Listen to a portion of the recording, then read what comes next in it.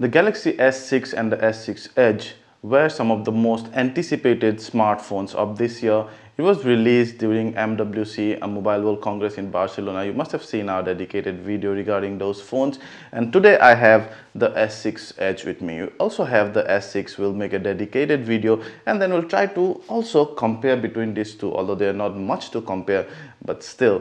So S6 Edge, let's get started.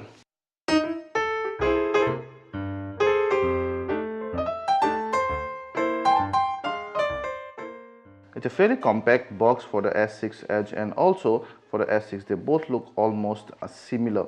The wooden pattern has gone. You would see it's a 32 GB version. You also get the 64 and the 128 GB versions. The MRP is 66, but for the 32 version in India, you would get it for about 59,000. So the quick specs out there, you can see. Yeah.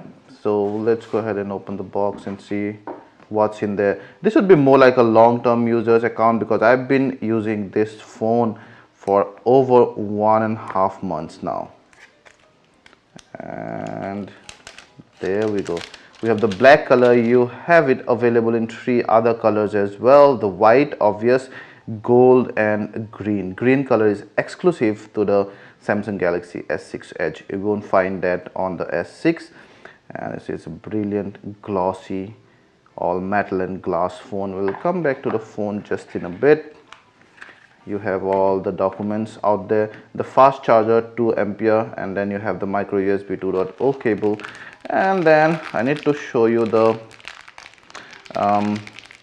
earphones here, only if it decides to show itself. Right, this is a little deviation, and the earbuds design might be familiar to some of you, but it kind of gives you more directed sound to your ears or whatever. Silver plated audio jack there, no gold plated. And then you have your volume rocker and the mic and the call control out there. So very premium set of earphones. You also have the SIM tray opener.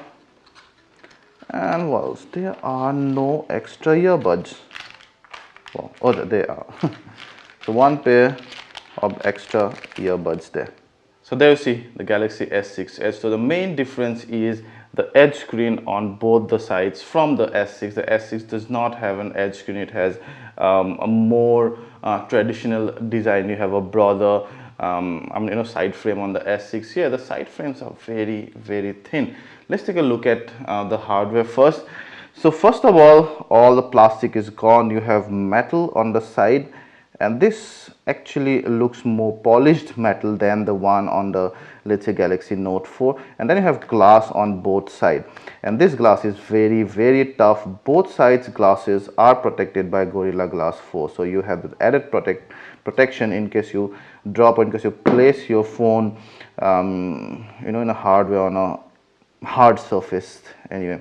And we did a key and coin scratch testing here, and we found, and even see, I've been using this phone for 1.5 months.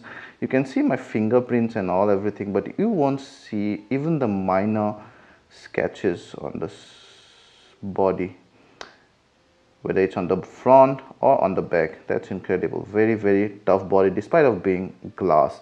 So you have that 5.1 inch screen and 2560 by 1440 pixels of resolution, a 5 MP camera bumped up for from the 3.7 MP we had on the Note 4. And then your notification LED lights and sensors. Below you have the home key and the back and the recent keys there.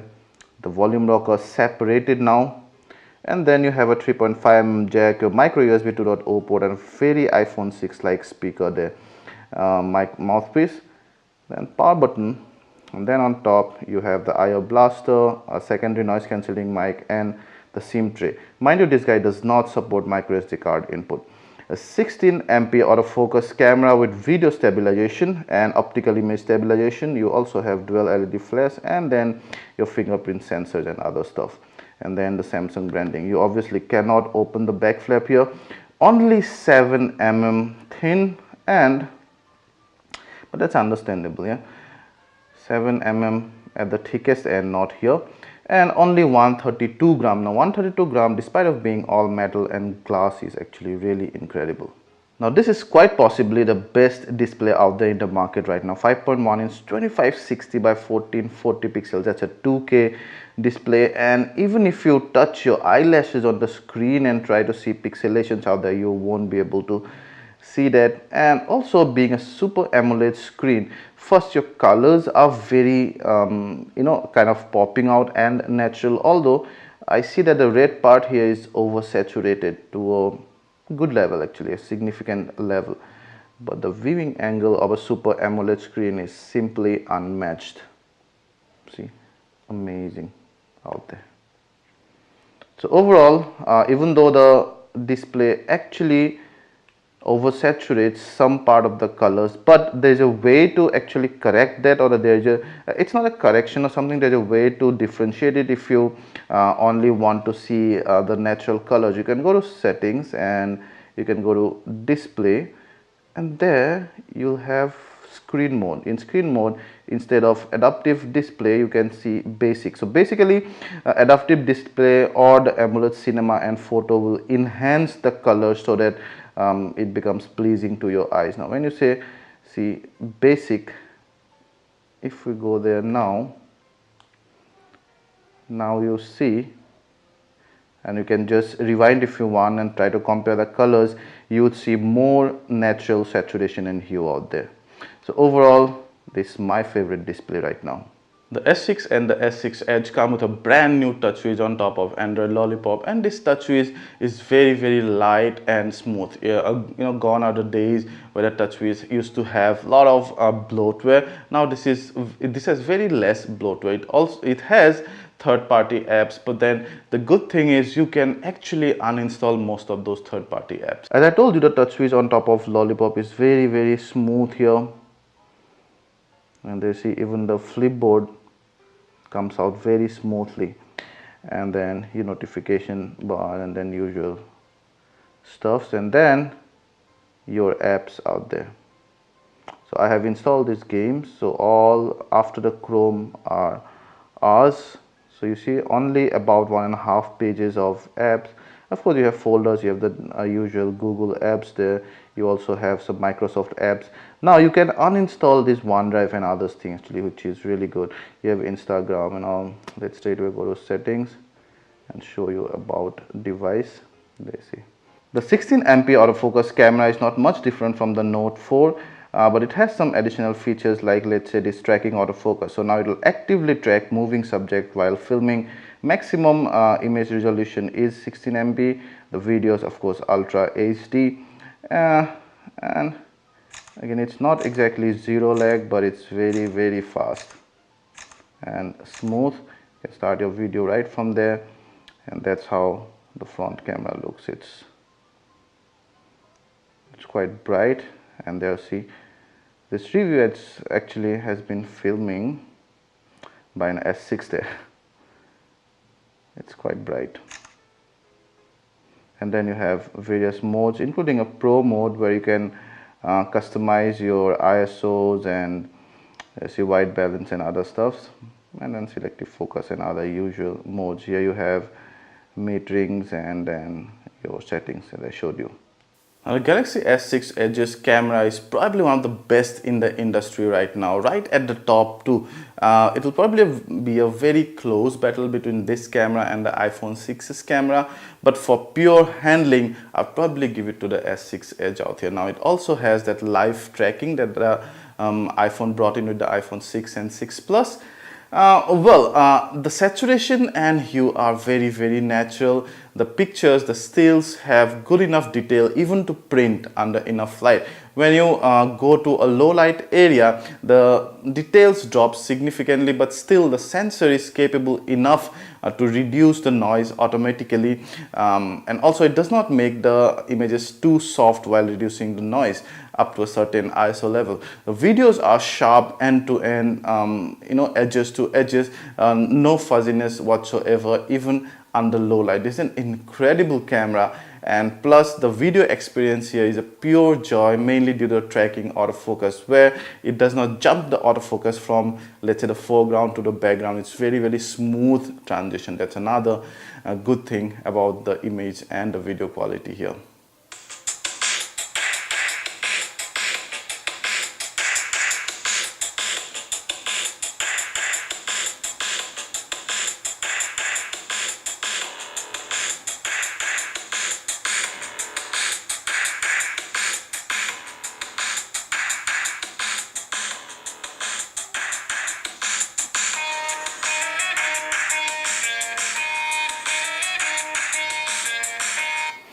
So you see the sound output, the speaker output actually quite loud, but not only that, it also has good enough bass and treble.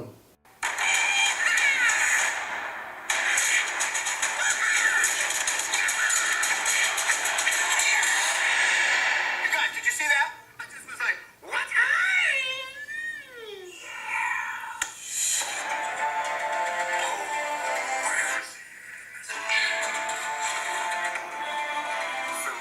So you can see even the surround sound and the vocals are brilliant. So overall, the user interface is very smooth and does not lag even when we multitask it long enough, hard enough, and it could play all the games pretty perfectly, and the animations are smooth and pleasant. Now let's talk about the Edge screen a bit. It's not as functional as the Note 4's Edge, but first the good things.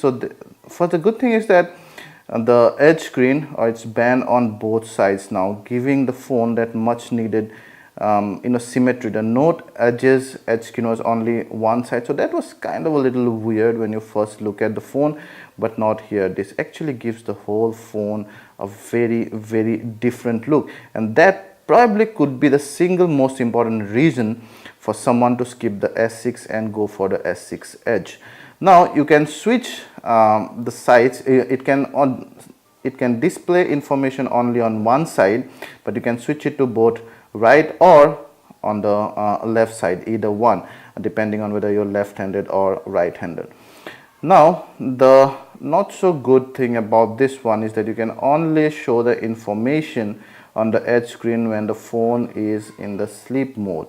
When you wake up the phone, unlike the Note 4 where the Edge screen was always functional, now the Edge screen is non-existent. Yeah, one thing that was not on the Note 4 is that now you can add various favorite contacts here, and then all the contacts can be color coded. This is separately color coded, and then whenever their call comes, the Edge screen actually glows up in that particular color. So let's say you're sleeping and the phone was in some distance and you do not want to wake up, you can just see and recognize if it's one of your favorite contact just by looking at the Edge screen color here, and then decide whether you want to pick it up or not. The 2600 mAh battery actually gives you decent battery life. On one charge, it gave us about 10.5 hours of moderate usage, which is actually good enough. It will see you through most of the part of the day. But that's not, if that's not enough, then you also have the fast charger now, which actually improved over the Note 4 one. The Note 4 one could give you 4 hours of talk time over a 30-minute charge. This one will give you the same amount of talk time over a 10-minute charge. So then, should you buy the Samsung Galaxy S6 Edge? The brilliant things about this, guys, that it has the best display in the industry probably. It also has one of the best cameras in the industry. The sound output is amazing. The build quality now is top notch, and there are almost no negative things about this except the fact that the battery is non-removable, which is one of the things that we like, but Samsung had to adjust it somewhere. Also, the body is very glossy, so on both sides, all over the body, if you use it extensively, will attract lots of fingerprints and dirt. You need to keep cleaning the device. Plus the water and dust resistant facility or feature of the S5 is gone now. So those 2 or 3 things are kind of not so good, but then this has a whole lot to like about. Now between the S6 and the S6 Edge,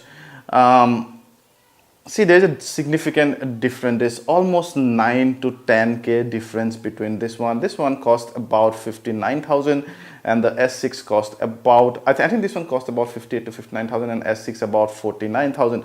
So there is a 9 to 10,000 difference.